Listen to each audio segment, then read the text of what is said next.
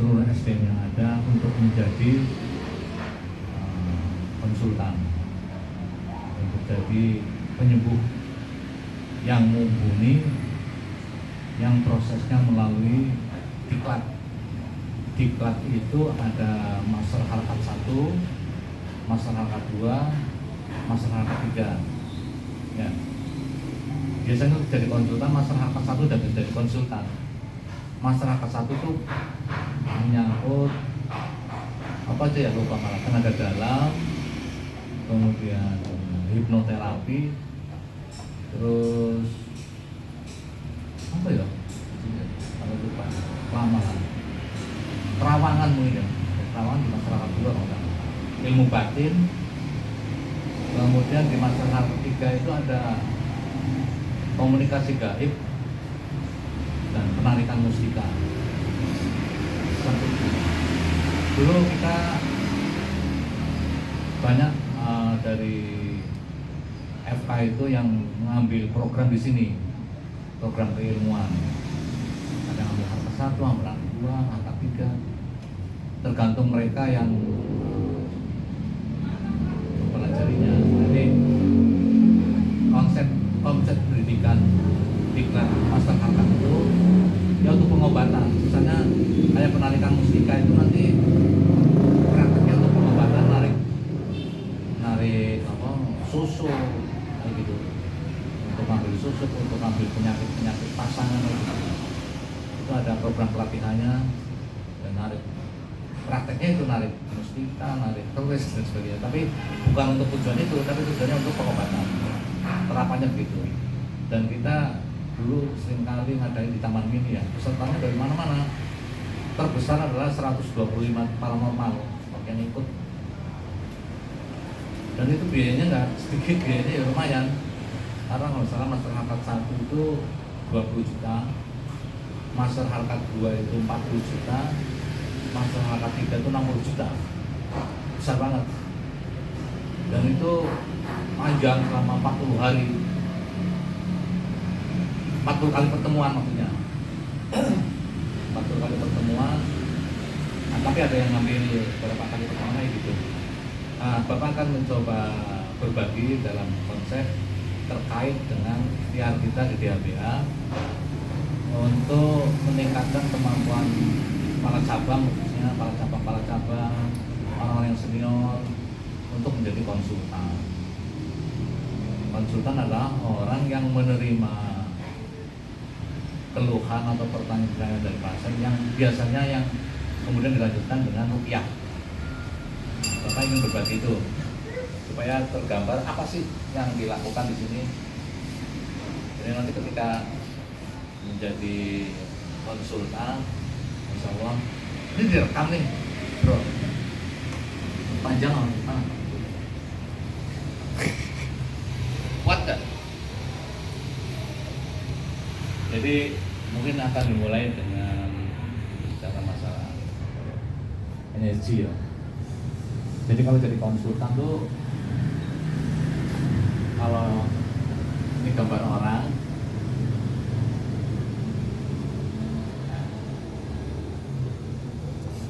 sampai sini aja dulu. Katakanlah hati ya, ini dipertajam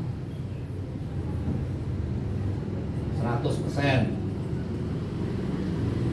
Telinga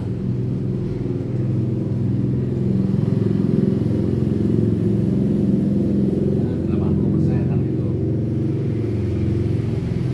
Ini mulut hanya 20%, yang 80% dicoret. Jadi lebih banyak kita mendengarkan.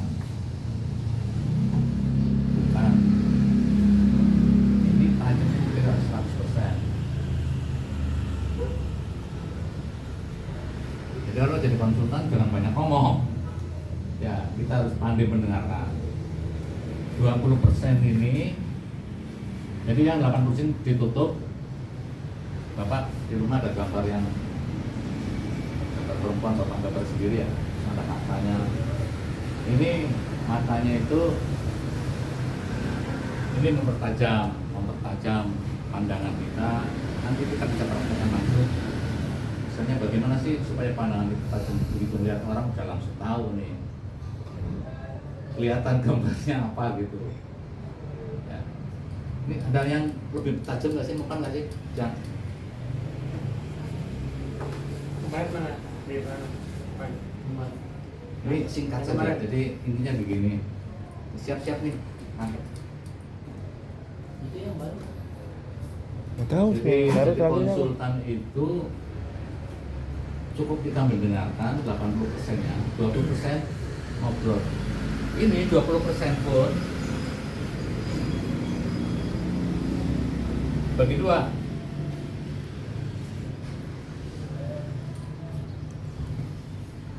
Permanen. Kan. Jangan permanen, Bu.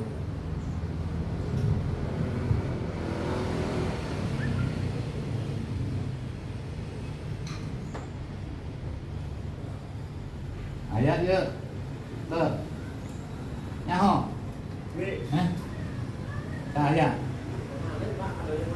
kemarin mana kemarin? jangan dong. Yang baru kemarin mana? Boy, sono no, cari lagi no. Ada yang baru kemarin, ada yang baru. Iya, naruh terakhirnya apa?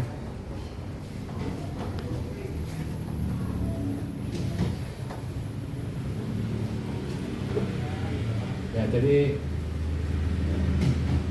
temu gak Mas? Gak ada. Lihat aja dah. Jadi gini, yang 80% ditutup rapat-rapat mulut kita. Yang 80%, yang 20% itu dibagi dua lagi. 10% untuk advice. Advice terawang aja langsung apa di tempat, pakai menggunakan kekuatan mata atau menggunakan batin. Itu 10%. Ya. 10%-nya lagi untuk memberikan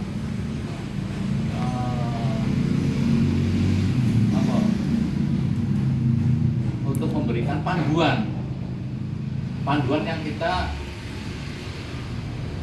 adakan, yang kita biasa sarankan, yaitu melalui proses bedah aura. Bedah aura itu apa? Itu adalah proses ruqyah, membersihkan seluruh energi negatif dan mentransfer yang positif. Jadi yang 10% itu hanya untuk menjelaskan itu. Ruqyah bedah aura itu ada prosesnya, biasanya ada bedah aura. Bedah auranya melalui apa? Biasanya ada yang mandi, ya. Dan nanti ada doa mandi. Seperti apa mandinya, pakai air apa? Ada airnya sudah disediakan semua. Airnya biasanya menggunakan air yang selama ini Bapak ziarah. Jadi Bapak ziarah itu sudah dari tahun 83, tapi mengumpulkan air itu 87, airnya ada. Di sini juga ada, di musola ada kan ya. Itu air dikumpulkan setiap kali ziarah, ngambil air dikumpulkan. Dari mana saja ada itu air? Dari tahun 87 sampai sekarang. Air Janjang pasti ada, air dari Girona ada pokoknya dari Banten sampai ya ada.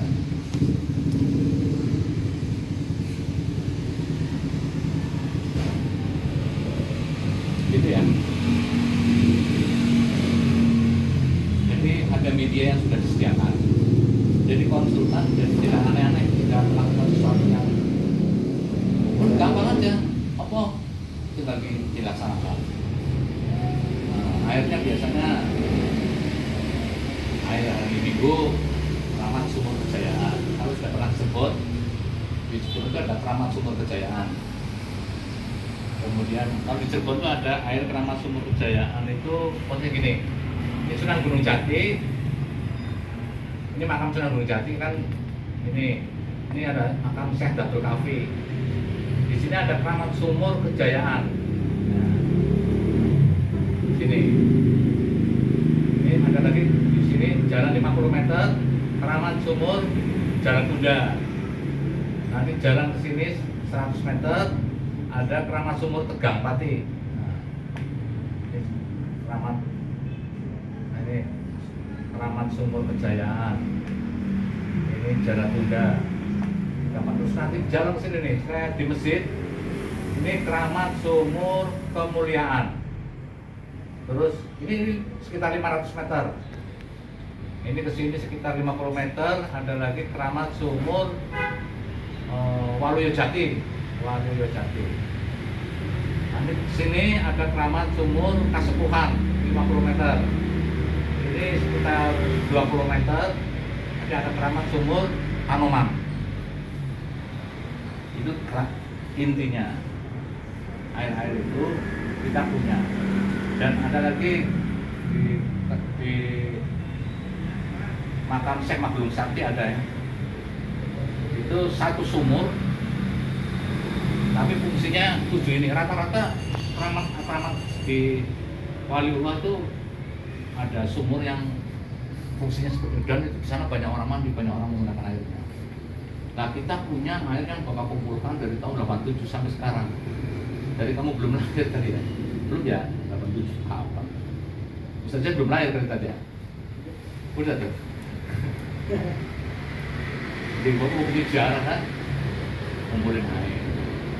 Dan air itu biasanya digunakan untuk banyak yang ngambil-ngambil dari orang itu kadang-kadang malam-malam duduk-duduk cuma ngambil air doang. Di rumah tuh ada 2 drum ya. Itu dan dibagi-bagi tuh tiap cabang kita punya. Kalau jarak mana kumpulin aja. Mejanya itu, jadi nggak terlalu, nggak begitu aneh-aneh lah. Tapi harus aneh juga. Tapi bagaimana cara menjelaskannya? Oke ya. Terus jadi ini untuk menjelaskan satu edvis kita bentuknya terawangan, apa menebak sesuatu atau bila perlu tidak perlu nggak apa-apa. Biasanya orang udah percaya begitu zaman datang duduk di situ sebagai konsultan, maka udah percaya. Tapi bagaimana kita menguatkan pandangan kita? Bagaimana kita supaya tajam omongan kita? Bagaimana supaya kita mampu menembus batin orang? Lewat batinnya bisa tahu gitu, bisa dipraktekkan. Kamu pegang uang berapa? Bisa tahu. Ya. Berapa? Ya, berapa? Nanti kamu aja nanti kamu terpakai ilmunya, kamu praktekkan tebak-tebakan. Ya. Oke, sekarang akan mulai dari sini, ya, dari mata. Biasanya kalau di sini menggunakan apa ya? Mungkin hafal nih. Ini kan hafal Quran nih. Jadi ini seperti apa? Fakasafna angka gitu, angka apa surah kalian mahadwi. Surat apa tuh? Qaf ya? Ayat 20 atau 22 lupa aku.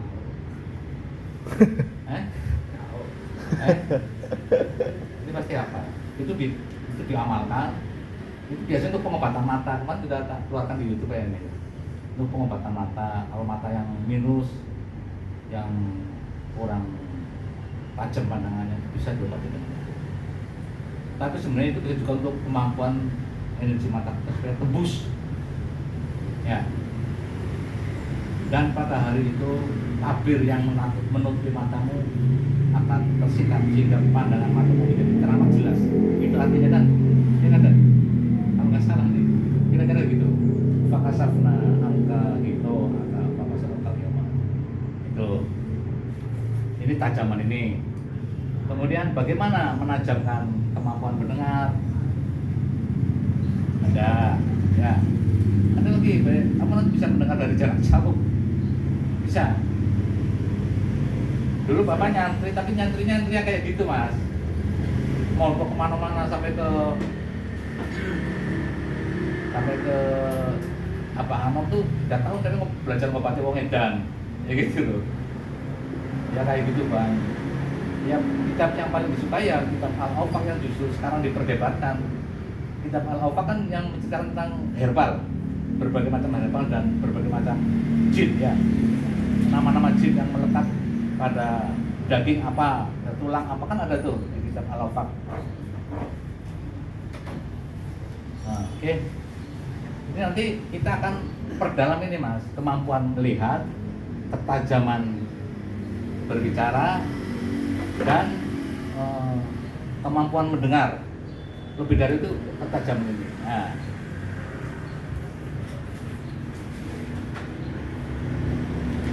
ya kita akan pelajari itu nanti ini proses.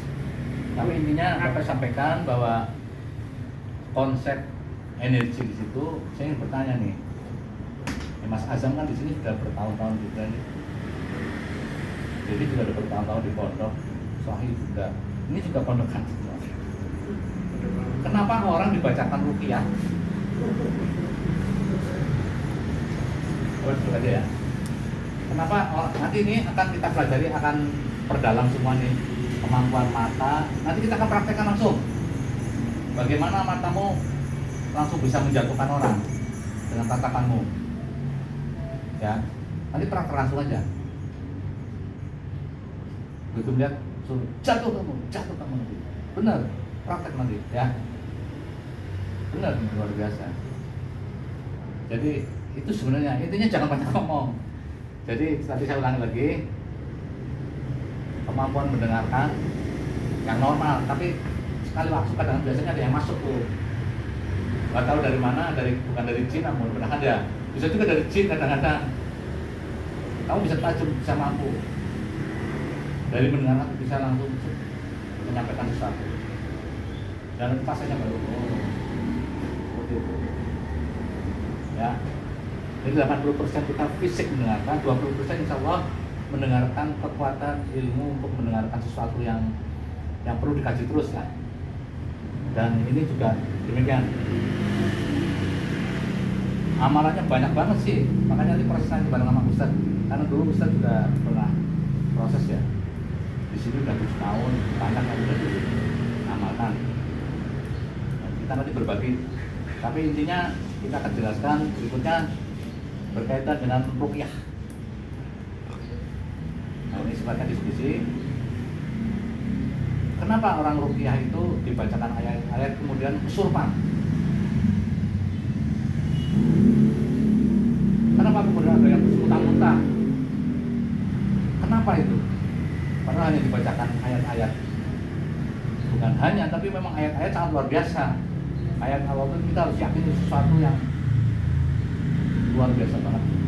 Jadi ketika dibacakan ayat-ayat ruqyah, orang yang ada energi negatifnya langsung menggelepar atau bereaksi atau seperti apa. Itu kenapa? Coba pendapatnya sampai apa? Apa kira-kira tadi?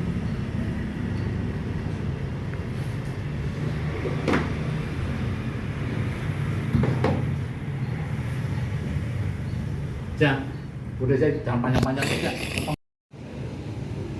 Yang kedua, energi perolehan. Yang ketiga, energi instan.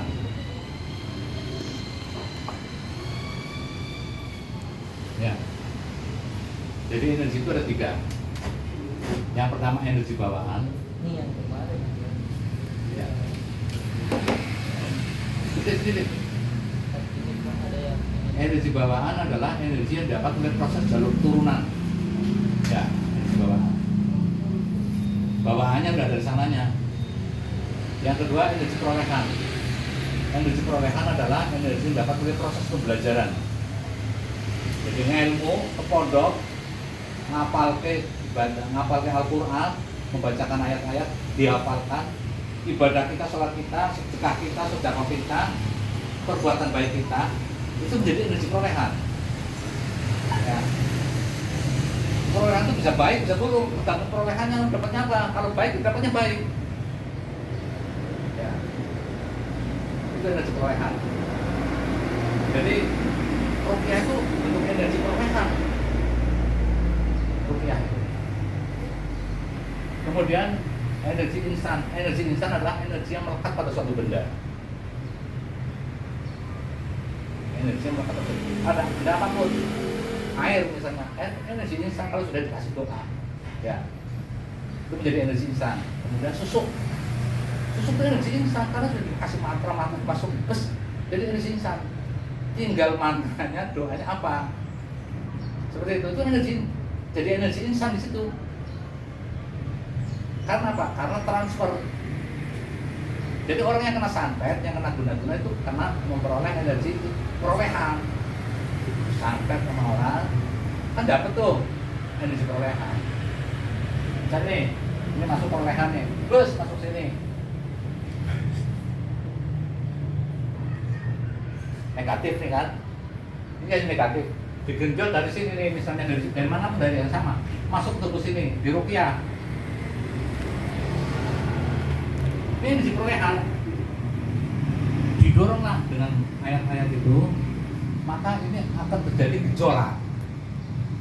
Jadi ini energi itu daya hidup kan ya, daya hidup yang negatif masuk ke tubuh orang, didorong sama energi positif di ruqyah, maka akan reaksi kan gitu. Makanya reaksi macam-macam tuh. Ada yang kesurupan berarti daya hidup yang negatif tuh muncul kekuatan. Kesurupan tuh ngomong macam-macam gitu ya, berontak dan sebagainya. Itu energi negatif yang ditekan dengan kekuatan energi positif, dengan kekuatan ruqyah tadi. Jadi dia berontak, tergelepar, ada yang kesurupan gitu, ada yang muntah-muntah. Itu karena dorongan kekuatan ruqyah masuk, udah ke tubuh orang ini. Akhirnya kalau nggak kuat dia terdorong keluar negatifnya. Jadi keluar tuh energi negatif yang tadinya numpang di sini didorong keluar. Kalau susuk pun begitu sama. Nih susuk, dipasang susuk kan negatif tuh, digenjot ruqyah, ya akhirnya keluar. Cuman kalau susuk kan lebih sulit lagi karena harus tahu kuncinya dulu, masukinnya pakai apa nih, kan gitu. Itu harus pelajari nantinya.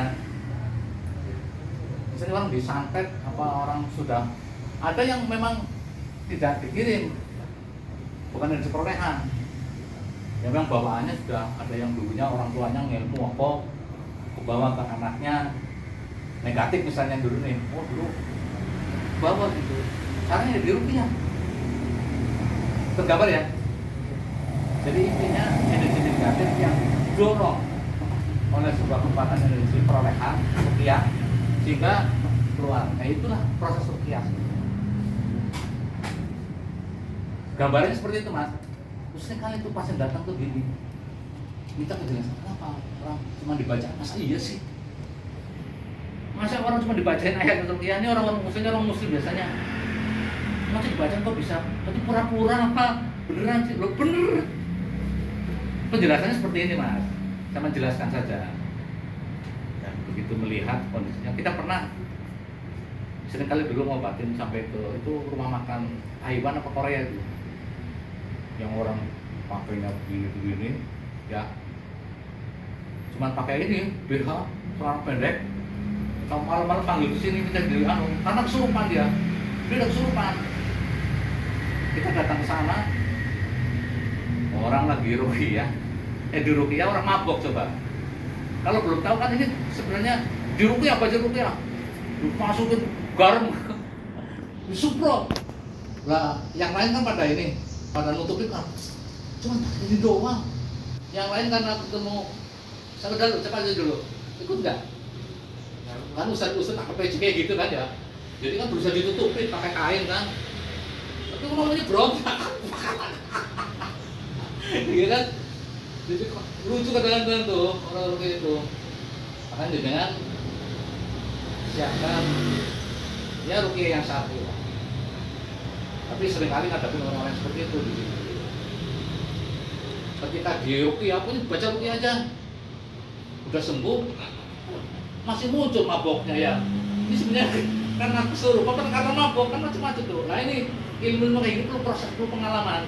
Ya, oh ini orang jebule ini jinnya udah keluar nih, tinggal maboknya. Itu kan orang udah minum di situ. Pegawai-pegawai itu, perempuan itu yang layannya itu. Akhirnya kesurupan itu akhirnya apa? Ya kita ruqyah banyak itu, bersihkan tempatnya seperti itu. Nah seperti itu gambarannya. Tapi intinya bahwa ruqyah adalah proses mentransfer energi positif, kekuatan ayat-ayat dan doa-doa, ya, kekuatan ayat Al-Quran kepada suatu lokasi atau tempat atau orang untuk menetralisir atau untuk menyingkirkan energi negatif. Seperti itu. Kemudian ruqyah juga bukan hanya untuk itu, sebenarnya untuk meningkatkan ini. Jadi orang biasa pun biasanya di sini di ruqyah itu sama aja, tidak harus ada jinnya, tidak harus. Kalau orang biasa tidak ada negatifnya ditransfer di ruqyah, dibaca ayat, ya akan energinya akan tambah dari perolehannya. Kan gitu. Jadi di sini tidak harus orang yang kesurupan, tidak orang yang punya, kadang-kadang orang gelisah minta di ruqyah. Untuk apa? Sebenarnya saya pengen ruqyah aja. Karena mereka paham bahwa ruqyah itu memang transfer sebuah kekuatan energi spiritual dan bermanfaat banyak untuk menjadi energi perolehan buat kita. Nah, itu gambarannya. Nanti kita akan berbagi tentang itu. Nah, ini pengantar aja dulu, sebelum pengantar nanti ke depan mudah-mudahan kita akan mengkaji banyak hal, termasuk apa saja sih amalannya. Kita bisa praktek, misalnya melalui olah nafas. Di sini ada olah nafas, kayak praktek olah nafas misalnya untuk menggunakan kupatan mata. Coba tarik nafas mas, tarik nafas. Mas Azam, tarik nafas ya. Jadi tarik nafasnya gini, tarik nafas bacanya bu, pelan-pelan aja bu, tarik nafas. Dalam hati baca bu, terus tahan nafas. Ketika tahan nafas, bacanya alhamdulillah, alhamdulillah, alhamdulillah. Detak jantung kita tuh bunyinya gitu, bunyi itu alhamdulillah, alhamdulillah. Nah bisa dipaskai dengan detak jantung itu. Tarik nafas bacaan bu, dalam hati aja. Tahan nafas, dalam hati bacaan alhamdulillah. Kalau sudah nggak kuat, keluarkan nafas, desakan. Allah, tapi desakan. Jadi pelan-pelan, jangan goyang tangan gitu. Jadi usahakan tidak ada gerakan apapun. Jadi nafas yang halus, tarik nafas, tahan nafas, kemudian ketika tahan nafas itu baca dalam hati. Kuatnya berapa? Bisa kuat 11 kali atau mungkin 20 kali, sekuatnya. Kalau sudah nggak kuat baru dikeluarkan. Didesakan Allah. Bukan Allah itu enggak. Coba ulang ya. Tarik nafas, perlahan, bacaan dulu dalam hati. Tahan nafas. Baca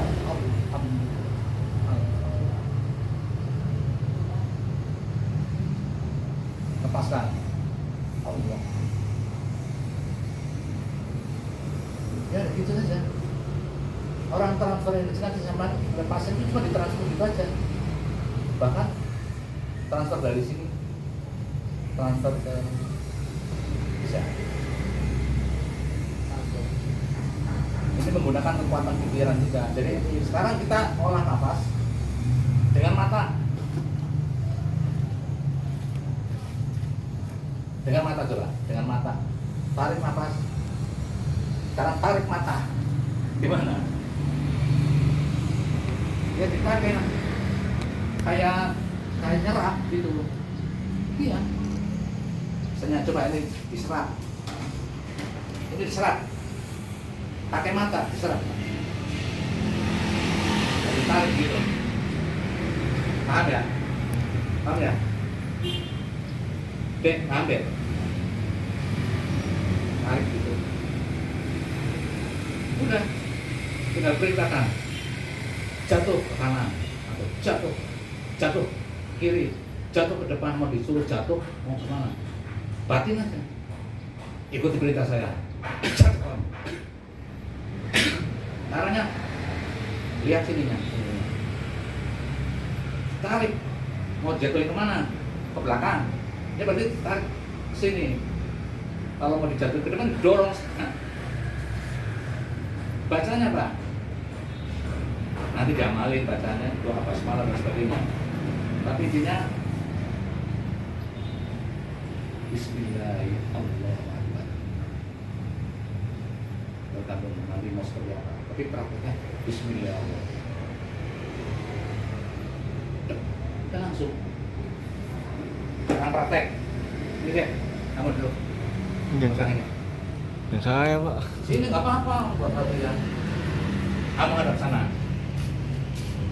Tapi jangan ditahan ya, dipegangin mas.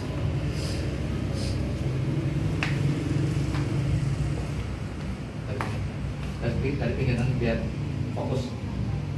Ada kan dari sini. Set, fokus ini. Ikut perintah saya. Jatuh ke belakang. Kemana? Bisa ke belakang aja deh, gampang ya. Jangan kamu tutup mata aja. Ini buat praktek aja, buat ngukur. Kamu terdorong, perasaan terdorong apa enggak? Kita mulai. Tarik ke belakang. Yang kuat dorongnya. Ini bisa diulang. Kalau jatuh aja.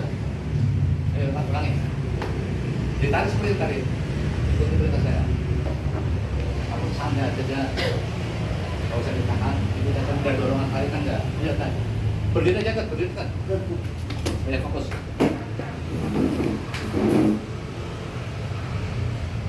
Lepas ya, jangan ditahan. Lepas. Dorongan terus, yang kuat. Ayo ditarik nafasnya. Terus, jangan putus. Terus. Jangan takut jatuh. Ditahan, aja. Enggak, maksudnya bapak tahan. Enggak usah takut jatuh. Yang kuat. Terus, fokus. Jangan ditahan ya.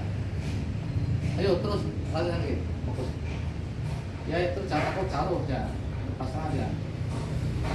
Terus, ya. Terus, yang kuat. Terus, hampir. Aja. Ada dorongan nggak, Jak? Ada ya? Cuma kurang kuat, kurang fokus. Dia pakai mata tadi. Kayak narik nafas, ya. Kamu jangan takut jatuh. Mati jangan pergi deh. Ya. Pegang aja. Kamu gak usah takut aja. Ya, nanti pegang sama ini. Aman. Ya, oke, mulai lagi. Ya.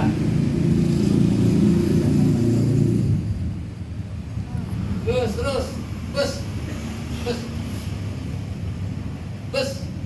Kuat. Ya. Wes. Ya gitu.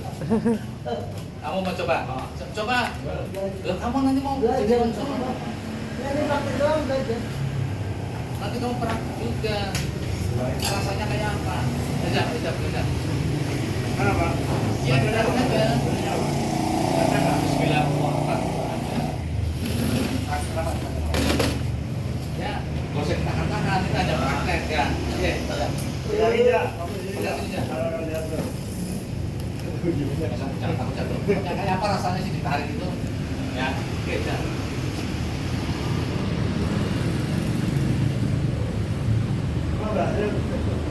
Yang kuat fokus. Ini sini lihat tuh. Terus.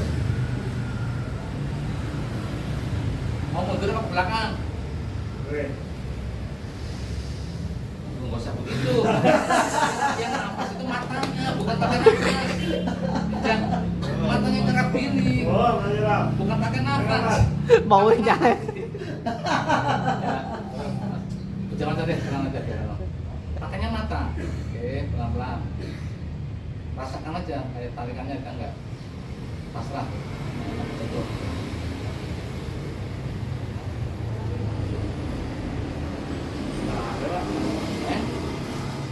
Iya terus. Ada terus. Pasrah aja mas. Bisa ditahan. Masa takut jatuh. Terus. Kacamata. Fokus santai. Ini untuk latihan aja kok. Tapi ada enggak? Ada daya tarik enggak? Ada ya? Oke. Cuman kurang kuat aja. Terus. Ini ada maju dan mundur nih. Adik, coba tarik saya, Adik. Tuh nih. Sampai tarik saya, Pak. Tarik. Kamu kerja. Itu aja, itu senior. Kerja, latihan. Latihan.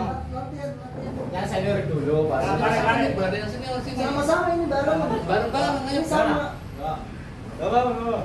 Jadi, kamu lagi dilatih jadi konsultan, kok malah Bareng-bareng. ayo, Bareng-bareng bukan apa-apa. Tarik. Kamu latihan aja. Bismillahirrahmanirrahim. Supaya bisa merasakan juga. Kakinya rapat juga, Mas. Bismillah. Tarik pakai mata. Pundak ya, punggung ya. Sini ya. Terus yang kuat.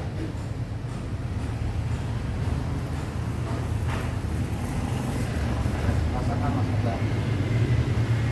Terus kuat.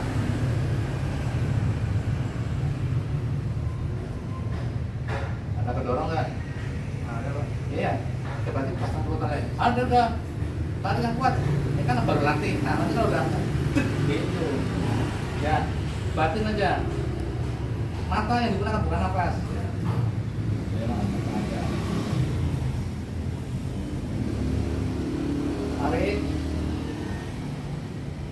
Terus. Terus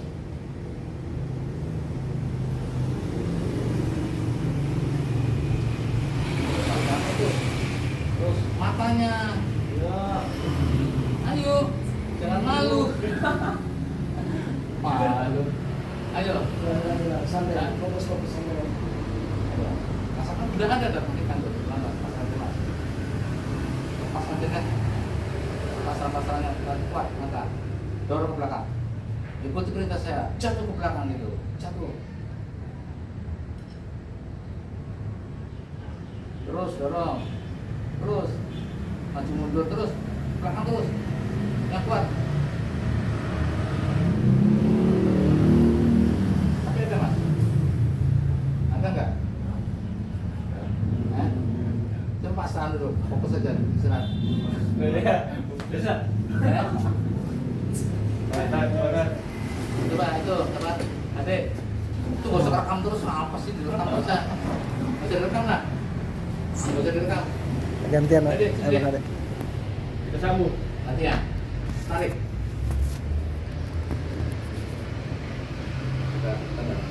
Kakinya rapat aja Mas, biar agak ringan. Ini nggak usah pakai sekat barang, asal kakinya aja. Membuat latihan doang kok. Ayo, garing. Tarik pakai napas, pakai mata. Udah dengar aja, jangan bego. Tapi terasa nggak? Yo, terus. Jangan putus.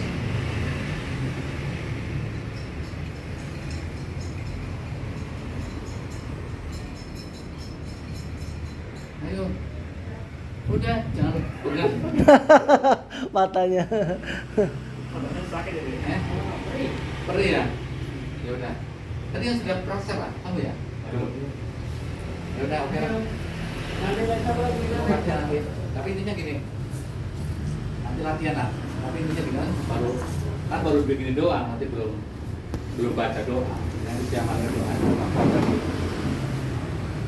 Jadi gambarannya gitu, dan mudah-mudahan ini sebagai pengantar aja. Nanti kita akan ngamalin. Di sini banyaknya dihafalin. Ayat ya. Kebetulan ini Dedi ini kan penghafal Al-Quran nih. Ya.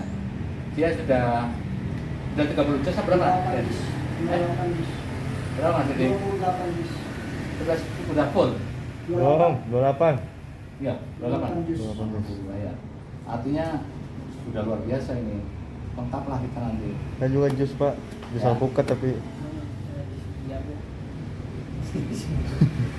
Itu aja dari Bapak mungkin ya, pengantar ya. Ya, nanti itu selanjutnya nanti kita akan bertemu nanti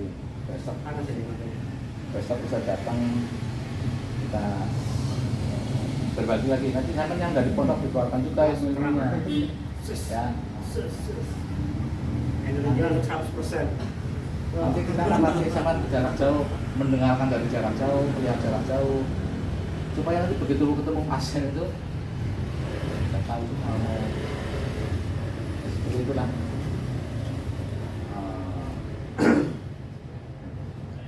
Jangan direkam. Rekam mulu.